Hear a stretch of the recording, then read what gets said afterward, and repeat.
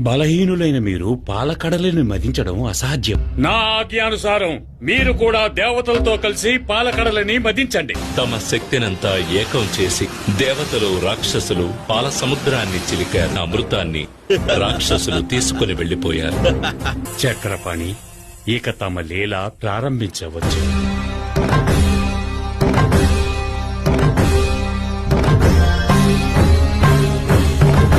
అసురుల బలహీనతను గ్రహించిన మహావిష్ణువు అందమైన మోహిని అవతారాన్ని ధరించాడు.